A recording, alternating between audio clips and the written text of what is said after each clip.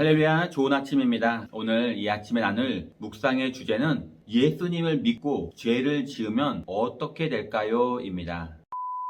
예수 믿고 구원받은 후에 죄를 지을 수 있습니다. 하지만 예수님은 예수 믿고 난 이후에 짓는 죄에 대해 그것을 해결할 수 있는 방법을 허락해 주셨습니다. 예수 믿는 사람이 죄를 지으면 어떻게 될까요? 첫 번째로 그리스도 안에 있는 사람에게 결코 정죄함이 없습니다. 그러므로 이제 그리스도 예수 안에 있는 자에게는 결코 정죄함이 없나니 이는 그리스도 예수 안에 있는 생명의 성령의 법이 죄와 사망의 법에서 너를 해방하였습니다. 십자가는 우리를 모든 죄에서 완벽하게 구원하는 능력이 있기 때문입니다. 정죄함이 없다는 것은 죄를 지어도 하나님께서 우리를 죄인으로 여기지 않는다는 뜻입니다. 즉 죄를 지어도 예수 그리스도 안에서 이미 얻은 구원과 영생의 축복을 잃어버리지 않는다는 것입니다. 죄를 지었는데도 왜 하나님은 우리를 죄인으로 여기지 않으실까요? 예수님이 우리의 모든 죄를 대신해서 십자가에 달려 죽으셨기 때문입니다. 과거와 현재와 미래의 모든 죄를 십자가에서 이미 처리되었습니다. 그리스도의 십자가는 우리의 모든 죄를 완벽하게 해결합니다. 그러므로 죄를 지어도 정죄함을 받지 않습니다. 죄를 지어도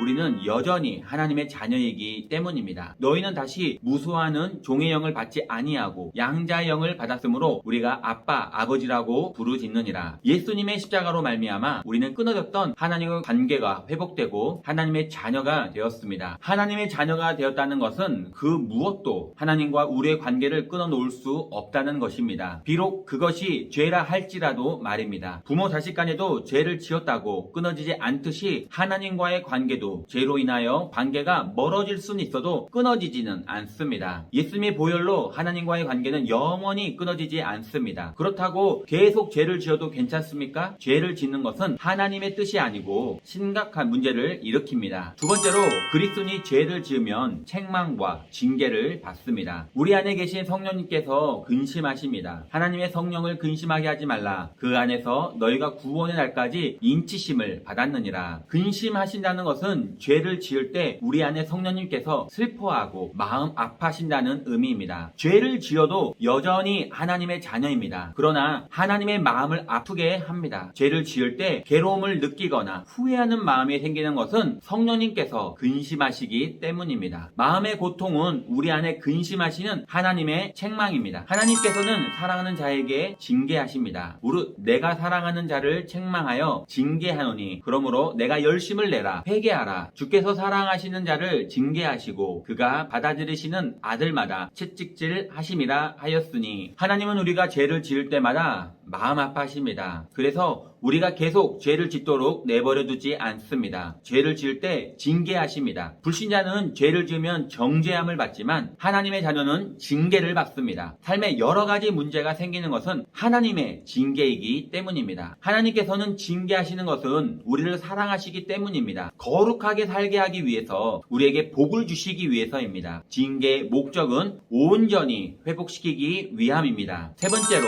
그리스도인이 죄를 지으면 은혜와 축복을 누리지 못합니다. 기쁨과 감사, 평안을 누리지 못합니다. 하나님의 나라는 먹는 것과 마시는 것이 아니요 오직 성령 안에 있는 의와 평강과 희락이라. 구원받은 하나님의 자녀에게는 기쁨과 평안, 감사의 삶이 약속되었습니다. 환경과 상관없이 범사에 감사할 수 있습니다. 그러나 죄를 지으면 이것을 누리지 못합니다. 마음의 불안과 불평과 원망과 짜증이 일어납니다. 예배가 무너지고 기도가 막힙니다. 내가 나의 마음에 죄악을 품었더라면 주께서 듣지 아니하시리라. 예배와 기도는 하나님과 교제하는 통로입니다. 그래서 예배와 기도를 통해 하나님이 주시는 은혜를 공급받습니다. 그러나 죄를 지으면 통로가 막히고 하나님의 은혜를 누리지 못합니다. 사명을 감당하지 못합니다. 너희는 세상의 소금이니 만일 그 맛을 잃으면 무엇으로 짜게 하리요. 후에는 아무 쓸데없어 다만 밖에 버려져 사람에게 사람에게 밟힐 뿐이니라. 하나님은 우리를 세상의 소금이요 빛이라고 말씀하십니다. 세상에 선한 영향력을 끼치며 살아야 한다는 것입니다. 그러나 죄를 지으면 빛과 소금의 역할을 감당하지 못합니다. 그것이 우리로 하여금 죄를 짓게 하는 마귀의 최대 전략입니다. 네 번째로,